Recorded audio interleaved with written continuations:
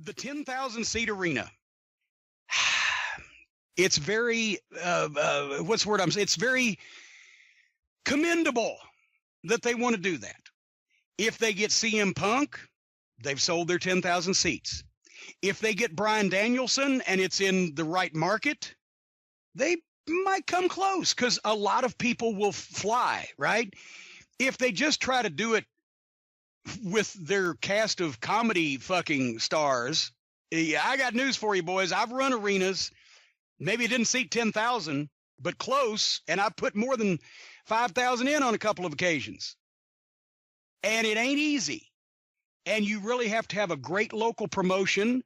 You really need local television, and you've got to have the right time and the right place, and et cetera, et cetera.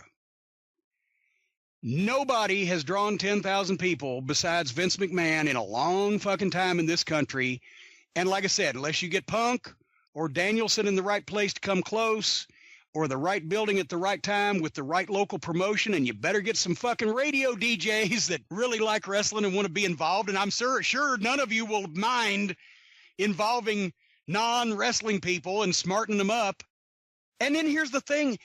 It's like WrestleMania. There's enough people in the world just to see these guys succeed. And that's one thing that is commendable. They want to see their favorite wrestlers succeed. Yeah. They will fly to wherever it is, which is why I suggest it be in the middle of the country. Chicago would probably be the best place I can think of.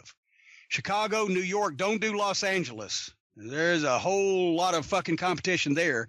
But either the middle of the country or someplace that's easy to get to, someplace that people can travel to, because it's like the WrestleMania deal. When they had WrestleMania in New Orleans, they had 70,000 people, but they had less of them from New Orleans than we used to 4 times a year when Mid-South Wrestling ran the Superdome, because it's not a mainstream attraction anymore. It's a niche product that a lot of people will fly to and spend money for. So that is the chance that they have to draw 10,000 people in an arena. And then here's one more thing, and I'll leave you with this. Do they just have to draw 10,000 people, or do they have to make a profit? Right. Because if you tell me, Jim, we want to put on an event and we want to draw 10,000 people. Here's the checkbook, and we don't care what you bring back. Give me 4 months just to sign the building contracts. I'll draw you 10,000 fucking people, but it won't make a profit. And I guarantee you, if they do, whatever size of crowd that they do, without television, without a territory and angles and et cetera, without access to the really top talent that everybody knows, do it once and then do it again.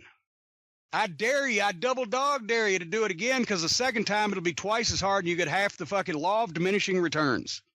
That's why it was so remarkable what the territories were able to do in drawing that many people over that long a period of time, that often, because they were in the markets, they knew what the people liked, they had the TVs, they had the promotional vehicle, and the people fucking believed it and wanted to go see what was going to happen.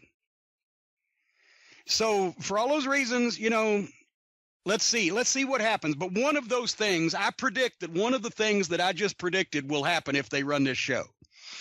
And it will be interesting to see, and we'll be able to tell by the location that they run and by the show, the card, whether they need to make a profit or not.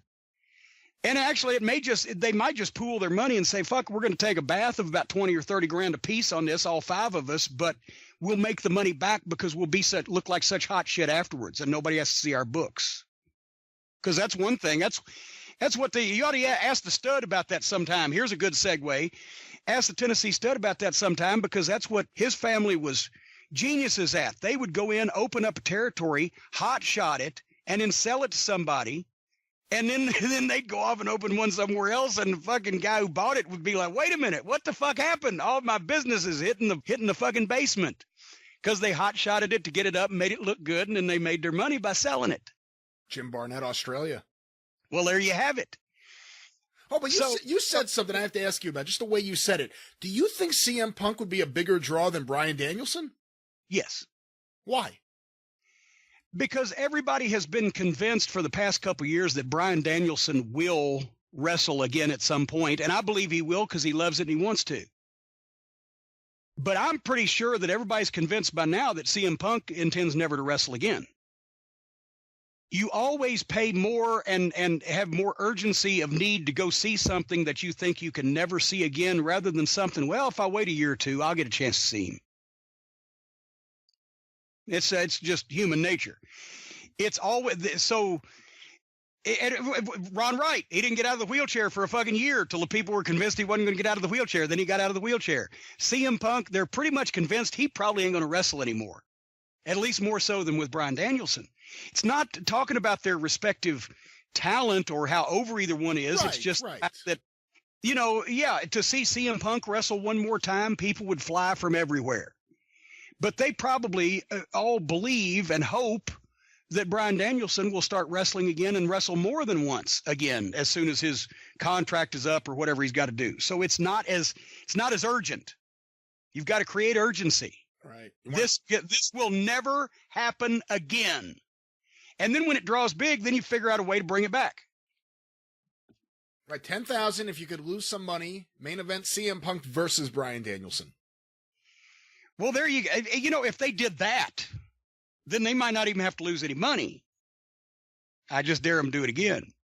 Right. And, because it's not a promotion. See, the good thing is because it's not a promotion, because it's technically a collective of the actual workers, Punk and Bryan, if they were going to do something like that, they could say, forget about just payday. We want a piece of everything. Everyone can be partners. Oh, well, my God, yeah. It's like United Artists. They're not even good. I got news for you. If CM Punk or Bryan, I don't know about Bryan. He's such a nice fucking guy. But unless CM Punk was feeling charitable, he wouldn't be partners. He'd be Conor McGregor. He'd be the guy, give me fucking 35% of the fucking gate off the top and I'll fucking do it. The rest of you pay the rent, pay the expenses, and figure it out best you can.